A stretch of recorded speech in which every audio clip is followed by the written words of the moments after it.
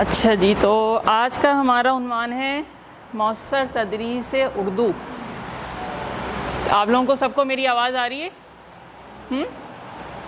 अच्छा, तो मौसर, तदरीस और उर्दू, ये 3 लफ्ज़ हैं इस उन्वान के अंदर।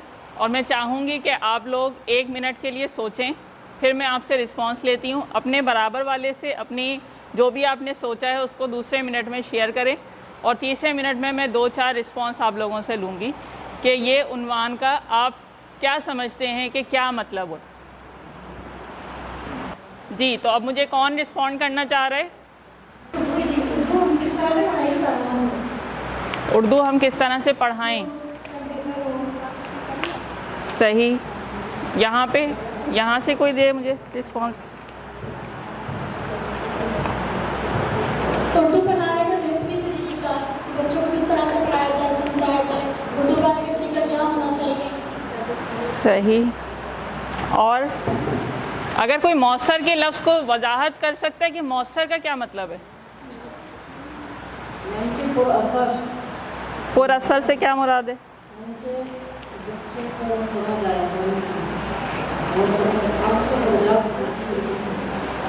सही, ठीक है। जी हाँ, कोई भी चीज़, बहुत शुक्रिया, जज़ाकल्लाह। इनसे माइक है। कोई भी चीज़ उस वक्त यानी कि मौसर, हम कैसे उसको चेक कैसे करेंगे ये मौसर हो रही है। कहने का मतलब आपको इस पॉइंट पे लेकर आना था कि मौसर से क्या मुराद है। यानी कि जब हम उस नतीजे पे पहुंच जाएं जो नतीजा हमें चाहिए हो, अगर हम उर्दू पढ़ाने जा रहे हैं और बच्चों को उर्दू पढ़ना लिखना सब कुछ आ जाए, तो इसका मतलब है कि मेरी तदरीस मौसर है। अब अपनी तदरीस को मौसर बनाने के लिए हम यहाँ पे कुछ सीखेंगे सरगर्मियाँ, लेकिन वो कोई हतमी सरगर्मियाँ नहीं है, वो कोई हतमी तरीक़ेकार नहीं होता। टीचर की लाइफ या टीचर जो होता है, एक उस्ताद जो होता है, उसकी ज़िंदगी फुल ऑफ एक्सपीरियंस होती है। वो हर लम्हे सीखता रहता है, हर लम्हे अपने आप को ग्रूम करता रहता है और हर लम्हे अपने आप को बेहतर करता रहता है। लेकिन कब करता है? जब वो अपनी कारकर्दगी पे ख़ुद तवज्जो रखेगा, ये देखेगा कि मेरी तदरीस मौसर क्यों नहीं हो रही। आखिर ऐसी क्या वजह है कि जो बच्चों को मुझे सिखाना है, आखिर ऐसी क्या वजह है कि जो बच्चे मेरी क्लास में मौजूद हैं वो सारे पढ़ाई नहीं कर पा रहे, वो सारे इमला नहीं लिख पा रहे हैं। तो ये टीचर ने चेक करना है, मैं ऐसी क्या तब्दीली लेकर आऊँ अपने काम में, अपने तरीक़ेकार में, अपने तरीक़े तदरीस में, कि बच्चों का जो मेरा मकसद है पढ़ाने का, कोई भी सबक है, वो मुझे हासिल हो जाए। ठीक है, तो इसके लिए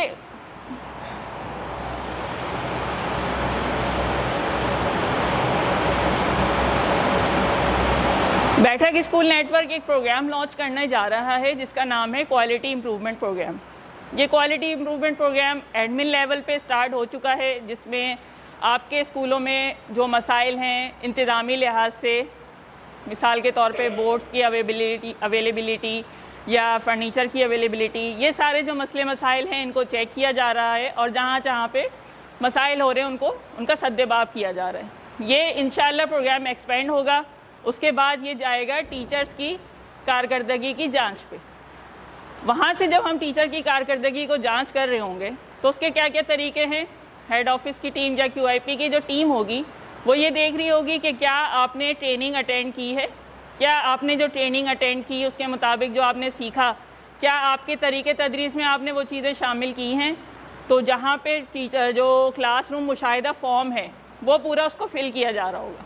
ठीक है, फिर तीसरे लेवल पे ये चेक किया जा रहा होगा कि आप जो मजमून पढ़ा रहे हैं उर्दू, उसके ऊपर आपकी गिरफ्त कितनी है, आपको ख़ुद एक पैराग्राफ या एक दरख्वास्त लिखना आती है या नहीं, या उर्दू के जो नज़रियात किताब में मौजूद हैं ग्रामर कवायद व ज़वाबित के, वो आपको किस हद तक आते हैं। तो यूँ समझ लें कि एक छोटा सा इवैल्यूएशन फॉर्म होगा जो आप लोग फिल कर रहे होंगे और उसकी बेसिस पे आपका एक क्राइटेरिया डिसाइड हो रहा होगा। लेकिन वहाँ पे मकसद क्या है, हमारा क्या मकसद है? हमारा मकसद ये है कि हम बेहतर हों। बाज़ औक़ात ये होता है कि इंसान, मैं ख़ुद भी, कि जब इंसान अपनी चीज़ों को देख रहा होता है तो वो या तो बहुत ज़्यादा समझता है कि बहुत अच्छा परफॉर्म कर रहा है ना, उसको तो किसी कमी की कहीं कमी है ही नहीं। लेकिन जब कोई दूसरा शख्स उसको देख रहा होता है तो वो कहते हैं नहीं, यहाँ पे तुम्हें थोड़ा सा बेहतर करने की ज़रूरत है। तो इंशाल्लाह ये जो हमारा QIP फॉर्म है, इसका मतलब सिर्फ ये नहीं है कि हम आपको मॉनिटर करते रहें और चेक करते रहें और आपकी ग्रेडिंग करते रहें, बल्कि आप लोग खुद ये देखिएगा कि मेरी कहाँ पे कमी आ रही है, और उसको इंशाल्लाह जब आप लोग इम्प्रूव करेंगे तो आपकी कारकर्दगी में भी बेहतरी आएगी और जो हमारा असल मकसद है मिसाली तालिब इल्म की तैयारी, वो हासिल होगा। तो यहाँ पे कुछ टीचर्स मुझे नए लग रहे हैं। कितने ऐसे टीचर्स हैं जो 1 साल से जिनको कम का अरसा हो गया बैठक में, वो हैंड रेस करें। ठीक है, अच्छा, और कितने टीचर्स ऐसे हैं जिन्होंने बैठक की अभी तक एक भी ट्रेनिंग नहीं ली? सही। और कितने टीचर्स ऐसे हैं जिन्होंने ज़िंदगी में कभी कोई भी तदरीसी ट्रेनिंग नहीं ली? ठीक है, तो इंशाल्लाह उम्मीद है कि आज का सेशन आप लोगों का बहुत अच्छा होने वाला है और काफ़ी कुछ सीखने को मिलेगा। मुझे भी आप लोगों से बहुत कुछ सीखने को मिलेगा। तो जो टीचर होता है वो हमेशा एक क्या रहता है? तालिब इल्म। तो अगर आपने अच्छा उस्ताद बनना है तो क्या बनना पड़ेगा आपको? क्या बनना पड़ेगा? तालिब इल्म। तो बुनियादी तौर पे हमारे वर्कशॉप के मकासद ये हैं, मेरा ये मकसद है आज के इस पूरे सेशन का कि मेरे असातिज़ा इस काबिल हो जाएं कि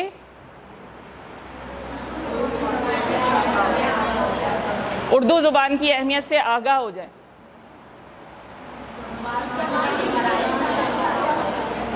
ज़बान सीखने के मराहिल से आगाह हो जाएं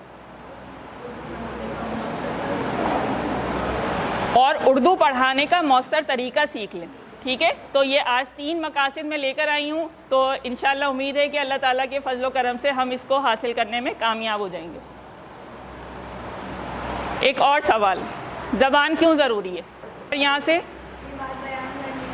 बिल्कुल गुफ्तगू के लिए, बातचीत के लिए, पैगाम पहुँचाने के लिए, समझने के लिए। ठीक है, तो सबसे पहली वही बात कि बातचीत के लिए ज़रूरी है। ज़बान हमारी पहचान है, ज़बान हमारी सकाफ़त का हिस्सा है और ज़बान इल्म के हुसूल का बहुत बड़ा ज़रिया है। मिसाल के तौर पे आपके पास किताब है और आपको पता ही नहीं है, नहीं आती वो ज़ुबान जिस ज़ुबान में वो किताब है, तो आप उसमें मौजूद इल्म को कैसे हासिल कर सकेंगे? एक आलिम की गुफ्तगू सुनने चले गए हैं लेकिन वो जिस ज़बान में बात कर रहे हैं वो आपको नहीं आती, तो उनका इल्म आप तक पहुंच ही नहीं सकता। बहुत इसके अलावा एक और भी ज़बान की ज़रूरत है और वो है सैर व तफरी। क्या मतलब है इसका?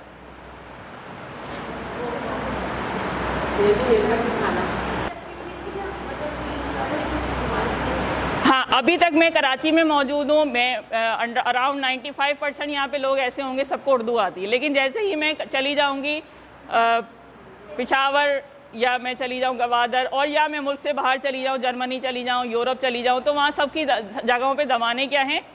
अलग अलग है। तो मुझे वहाँ पे अपनी सैर व तफरी में भी रुकावट महसूस होगी। तो उस सूरत में क्या होता है कि लोग क्या रखते हैं?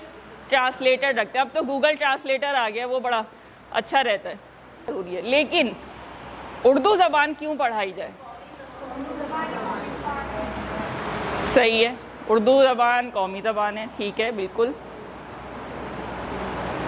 अच्छा जी, उर्दू ज़बान इसलिए पढ़ाई जाए ताकि तलबा, वो जो हमने ज़बान के मकासद समझे थे, बुनियादी हदफ वही हैं कि तलबा इस काबिल हो जाएं कि उर्दू ज़बान में हिदायत को सुने, समझें और उस पर अमल पैरा हों। ठीक है, दी गई हिदायत को दोहरा सकें, उस पर अमल कर सकें। अब हिदायत देने और हिदायत को एज इट इज़ लेने और उस पर अमल करना, ये भी एक बहुत बड़ा फ़न है, एक हुनर है। फिर हमारे साथ क्या है? एक और मकसद, कहानियाँ, नज़में, मज़ामीन दुरुस्त तलफ़्फ़ुज़ के साथ पढ़ सकें, दुरुस्त इमला के साथ लिख सकें और उर्दू ज़बान में ख़त खिताबत कर सकें, तकरीर कर सकें, यानी कि उर्दू ज़बान को पूरी तरह से इस्तेमाल कर सकें। इसलिए हम स्कूलों में बच्चों को उर्दू ज़बान पढ़ाते हैं। और अच्छा जी, उर्दू ज़बान की महारतें कौन बताएगा? कौन कौन सी महारतें होती हैं उर्दू ज़बान की? सुनना और समझना और लिखना, पढ़ना, अदायगी करना, समझाना। अच्छा, किसी भी ज़बान की, चाहे उर्दू हो चाहे अंग्रेज़ी हो, 4 बुनियादी महारतें हैं इसकी: सुनना, बोलना, पढ़ना और लिखना। कोई मुझे बताएगा कि सुनना सबसे ऊपर क्यों लिखा हुआ है मैंने, या क्या इन चारों महारतों में कोई ख़ास सीक्वेंस है, कोई ख़ास तरतीब है?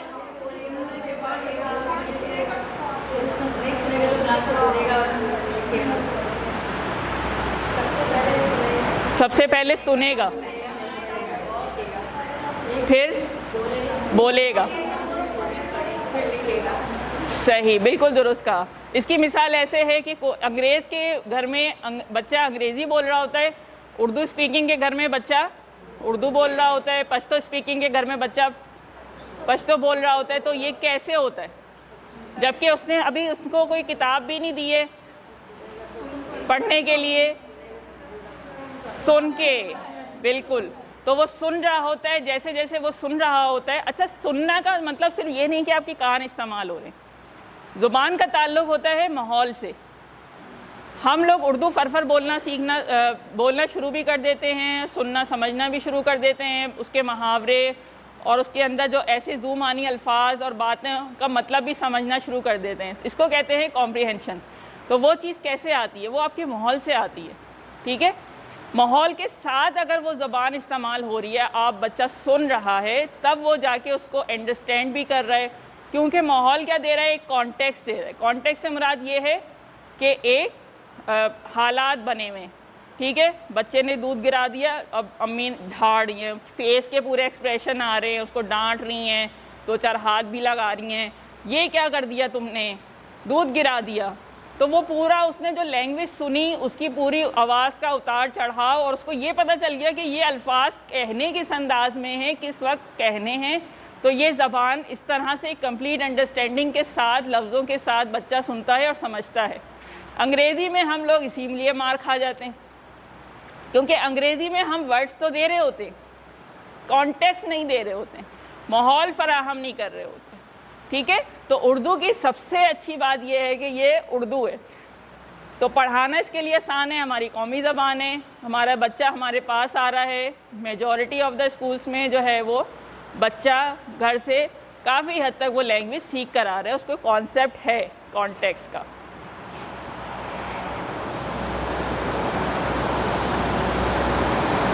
अच्छा जी, तो बात की थी हमने ज़बान की महारत की। तो हमारे पास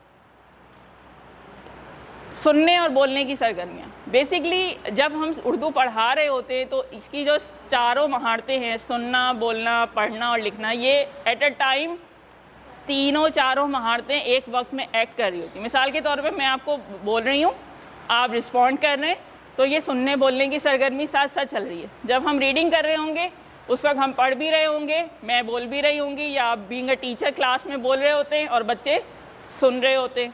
तो ऐसा नहीं है कि ये अलग से कोई सरगर्मी जो है वो उसकी कराई जाएगी, लेकिन कुछ सरगर्मियाँ ऐसी होती हैं जो फोकस्ड होती हैं, जिसका दारोमदार सिर्फ उसी पर्टिकुलर महारत के ऊपर होता है। तो जैसे यहाँ पे हमने सुनने और बोलने की सरगर्मियाँ हैं, अमली ज़बान मरोड़। अच्छा, किसको मश्क है किसी अच्छे से ज़बान मरोड़ की, वो ज़रा सुना दे मुझे। ज़बान मरोड़ क्या होता है, कितने लोगों को नहीं पता?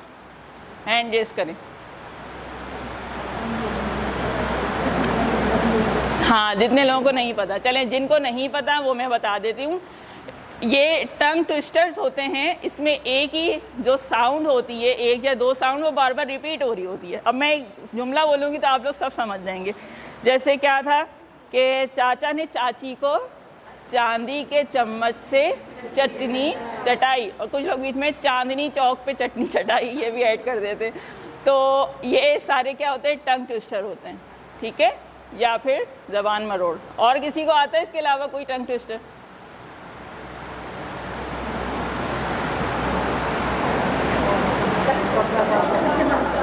एग्जैक्टली चले भाई, अब ये इन्होंने बताया है, यही सुना के दिखाएंगे। कच्चा पापड़ पक्का पापड़। कच्चा पापड़ पक्का पापड़, कच्चा पापड़ पक्का पापड़, कच्चा पापड़ पक्का पापड़, कच्चा पापड़ पक्का पापड़, कच्चा पापड़ पक्का पापड़। वेरी गुड, ज़बरदस्त। अच्छा, इसी तरह और कोई सुना रहे? चटपट चटाचट फटाफट सफाचट। अरे वाह, दोबारा बोले ना। चटपट चटाचट फटाफट सफाचट, चटपट चटाचट फटाफट सफाचट, चटपट चटाचट फटाफट सफाचट, चटपट चटाचट फटाफट सफाचट। ज़बरदस्त ज़बरदस्त, ये हुई ना बात। अच्छा, वैसे इस ज़बान मरोड़ में ज़रूरी नहीं होता कि आप जल्दी जल्दी बोलें, लेकिन आपने सही बोलना होता है। अच्छा, और एक और होता है, खड़क सिंह के खड़कने से खड़कती हैं खिड़कियाँ, समझ समझ कर जो ना समझे मेरी समझ में वो ना समझ है। तो बहरहाल, तो ये बड़े मज़े की सरगर्मी होती है, ठीक है। प्री प्राइमरी लेवल पे आप बच्चों को कराएं, सेकेंडरी लेवल पे भी करवा सकते हैं। बच्चे थोड़ा सा इंटरेस्टिंग हो जाए, मतलब इंटरेस्ट लेते हैं पढ़ाई में, उनको खेल कूद में लगता है कि अब कुछ खेल भी चल रहा है ना, तो हमेशा जो है वो मुंह पे एकदम सख्त एक्सप्रेशंस लेके और एकदम थानेदार बन के डंडा पकड़ के जो है ना वो क्लास में नहीं रहना होता। कभी कभी लग रहा है कि बच्चे थोड़े थक गए हैं, बोर हो गए, चले बच्चों ये सरगर्मी करते हैं, 2 मिनट भी नहीं लगते। ऐसे ये कौन करके दिखाएगा, वो फटाफट बच्चे, जैसे अभी आप लोग थोड़े से एनर्जेटिक हो गए, एक्टिव हो गए, तो इसी तरह अपनी क्लास में भी किया करें।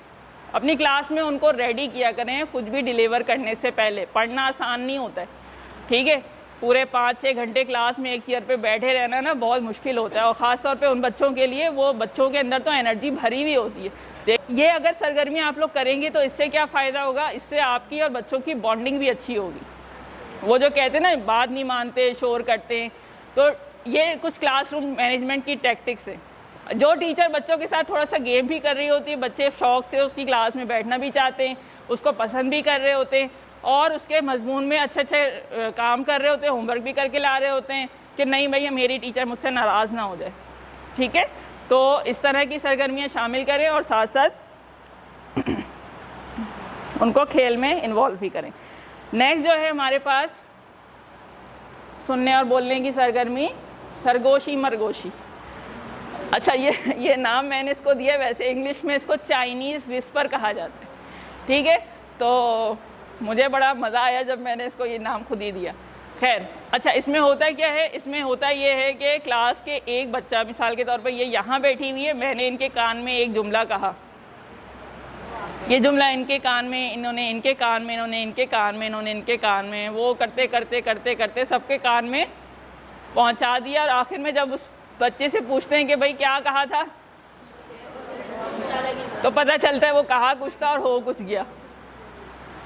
तो यहाँ पे भी जो है वो सुनने और बोलने की सरगर्मी से मुराद ये है कि आपने जो सुना है उसको गौर से सुने और समझकर आगे पहुँचाएं। टाइम थोड़ा सा शॉर्ट है, वरना हम इसको कर लेते जी। नेक्स्ट है हिदायत। जैसे मैंने अभी कहा कि आप लोग क्लास में हिदायतें देते रहते हैं, तो बात हो रही है हिदायत की। हिदायत आप लोग, अच्छा, कुछ टीचर्स को ये इशू है कि मैं जो कहती हूँ बच्चे सुनते नहीं हैं, या मैं कहती कुछ हूँ बच्चे करते कुछ है ना, ये तो हमारे मसाइल हैं ही। तो इसकी वजह ये कि हम बाकायदा हिदायत को सुनने, समझने और ध्यान से फोकस होके तवज्जो के साथ उसकी मशक नहीं करवाते। अब मैं एक डेमो करके देख लेती हूँ, ठीक है। तो मेरी सरगर्मी का नाम है जब मैं कहूँ बैठो तो उठो, जब मैं कहूँ उठो तो बैठो, ठीक है। अच्छा, अब इसमें क्या होगा, मैं जो लफ्ज़ कहूँगी आपने वैसे ही परफॉर्म करना। मैं कहूँगी उठो तो उठ जाए, उठ जाए, उठ जाए, शाबाश।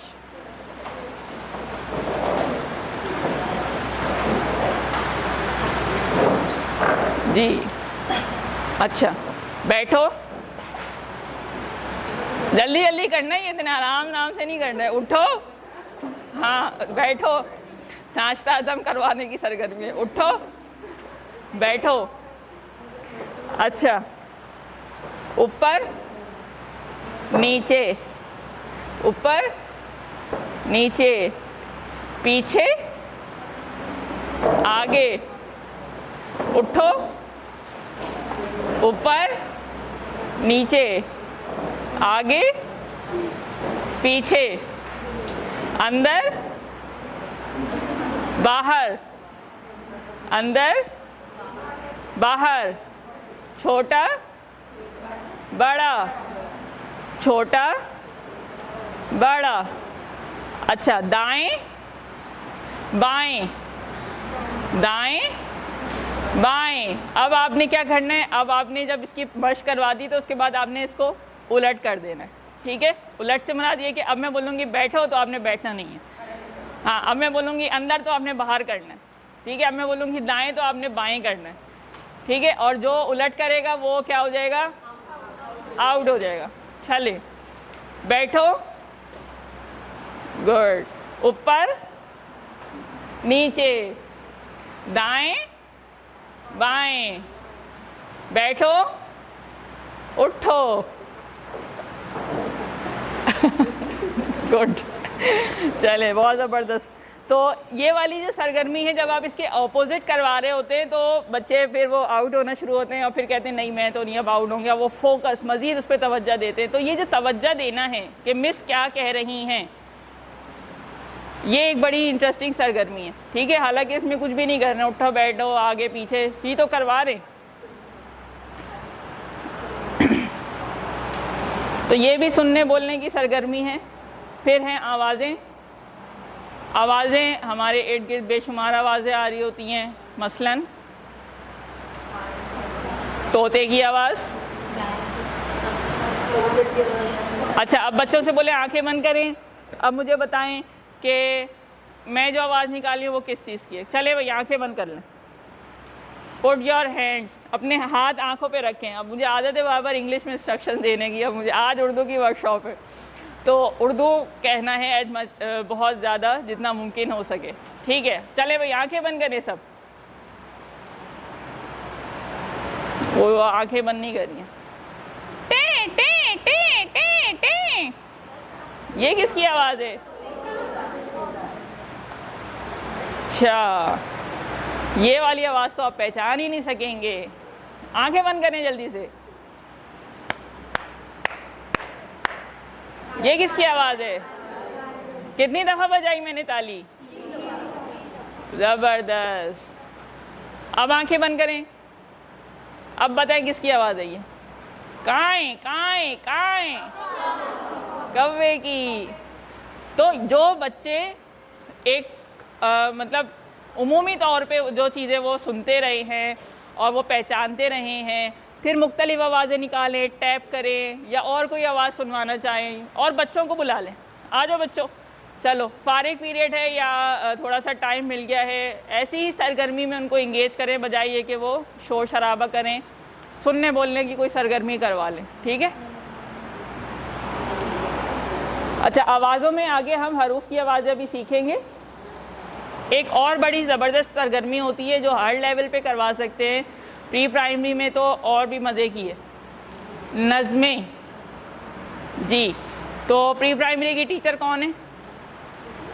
प्री प्राइमरी यानी कि KG1 या KG2 की जो टीचर्स हैं, प्यार भरा कैसे पढ़ाती हैं? आ जाएं। जी जी, आ जाएं जल्दी से। हाँ बिल्कुल। प्यार भरा हर इशारा प्यारा उसका हर नज़ारा, जिसने ज़मीं पे प्यार उतारा वो खुद होगा कितना प्यार, प्यार के उसका नहीं शुमार, अल्लाह ने बस प्यार ही प्यार। भाई आपके बच्चे तो एक्शन कर ही नहीं रहे हैं, आप ही करे जा रही हैं। क्लास में करते हैं, क्लास में करते हैं, ये गंदे बच्चे ये नहीं कर रहे हो।